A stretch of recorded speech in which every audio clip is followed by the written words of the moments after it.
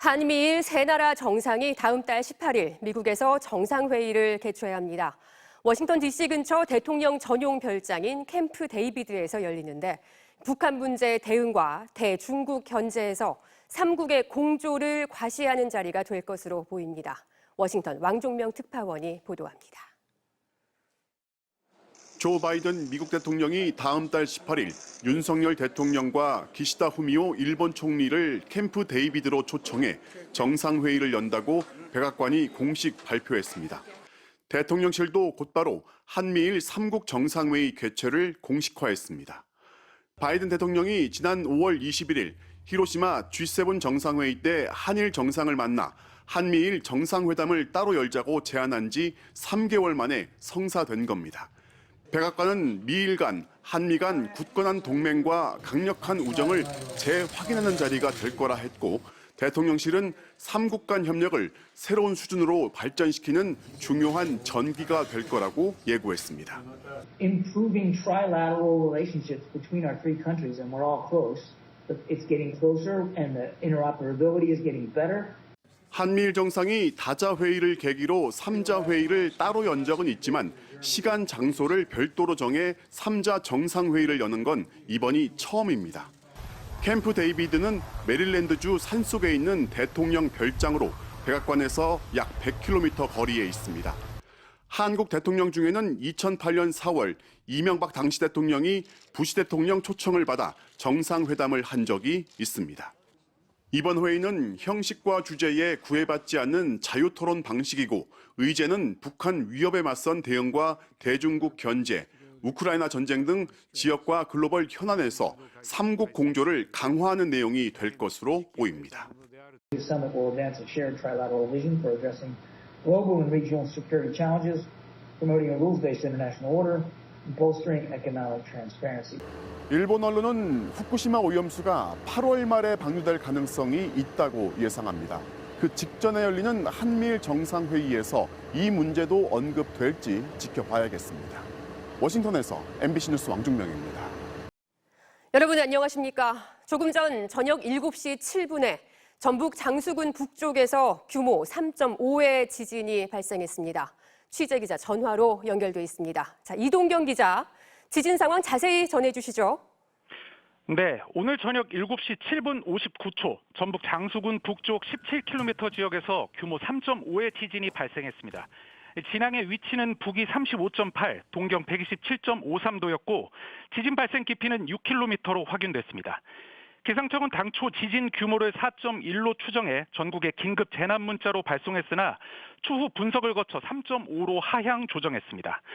각 지역에서 느껴지는 흔들림 수준을 뜻하는 계기 진도는 지진 발생 지역인 전북에서 5로 가장 높았고 인근 경남과 충남, 그리고 충북에서 3, 경북, 광주, 대전, 전남에선 2로 측정됐습니다. 계기 진도 5는 거의 모든 사람들이 떨림을 감지하고 3은 실내나 정차한 차에서 흔들림을 느낄 수 있는 정도입니다. 다만 이번 지진으로 아직까지 인명이나 시설 피해는 없는 것으로 전해졌습니다. 전북 소방본부는 이번 지진 직후 떨림을 느꼈다는 지진 감지 신고가 모두 39건 접수됐으며 세부 지역으로는 전북 30건, 전남 1건, 충북 1건, 경북 4건, 경남 2건, 부산 1건 접수됐다고 밝혔습니다. 이번 지진은 올해 한반도와 주변 해역에서 발생한 지진 가운데 규모가 세 번째로 큰 수준입니다. 올해 한반도와 주변 해역에서 발생한 규모 3.0 이상 지진은 모두 10건으로 지난 5월 15일 강원 동해시 북동쪽 52km 해역에서 규모 4.0의 지진이 1건 있었으며 나머지 9건은 규모 3.0에서 4.0 미만이었습니다. 기상청은 지진 발생 지역을 중심으로 향후 여진 등이 있을 수 있다며 안전에 유의해달라고 당부했습니다. 자세한 소식 들어오는 대로 다시 전해드리겠습니다. 지금까지 사회팀에서 전해드렸습니다. 폭염 경보가 내려진 뜨거운 날씨에도 수만 명의 교사들이 광화문 거리로 나왔습니다. 교사들은 학부모들의 악성 민원을 방치하는 현행 아동학대처벌법을 개정해서 교육권을 보장하라고 촉구했습니다. 정상빈 기자가 집회 현장에 다녀왔습니다. 아동학대 처벌법을! 뜨거운 햇빛이 내리쬐는 오늘 낮 서울 광화문 인근. 차선 5개가 검은 옷을 입은 교사들로 꽉 들어찼습니다. 교사들이 한자리에 모인 건 지난 주말에 이어 2주째. 집회는 숨진 교사를 추모하는 묵념으로 시작됐습니다. 폭염 경보가 내려진 날씨에도 전국에서 모인 교사들은 뜨거운 아스팔트 도로 위에 앉아 추모 집회를 열었습니다.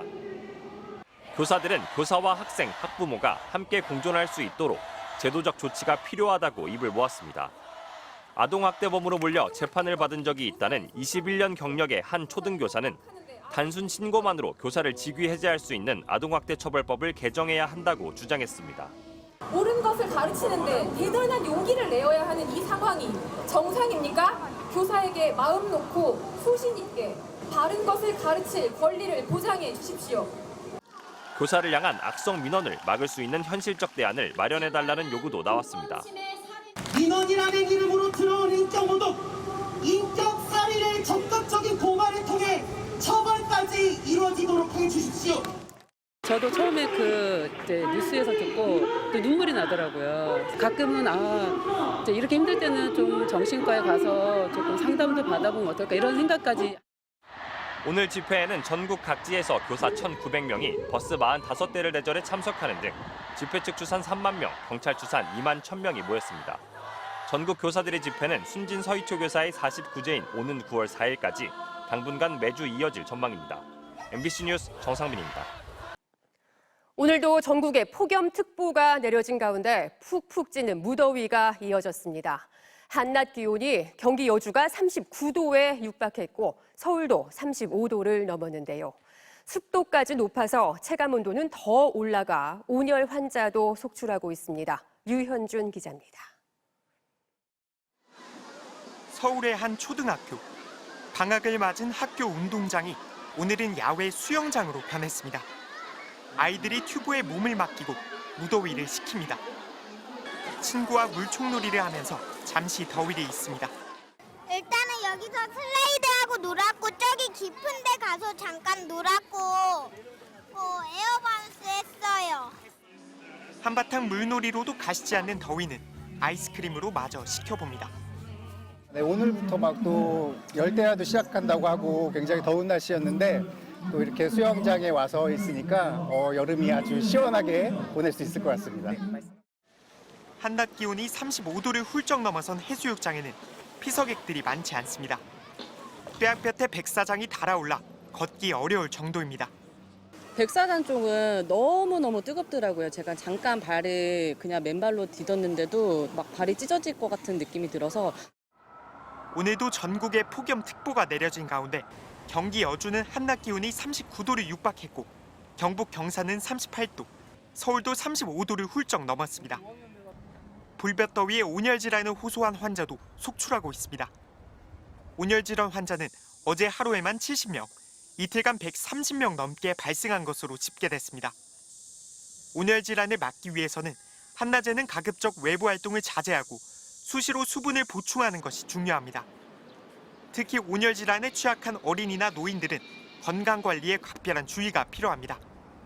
서울시는 폭염위기 경보를 경계로 격상하고 폭염대책 종합지원 상황실을 운영하고 있습니다. MBC 뉴스 류현준입니다.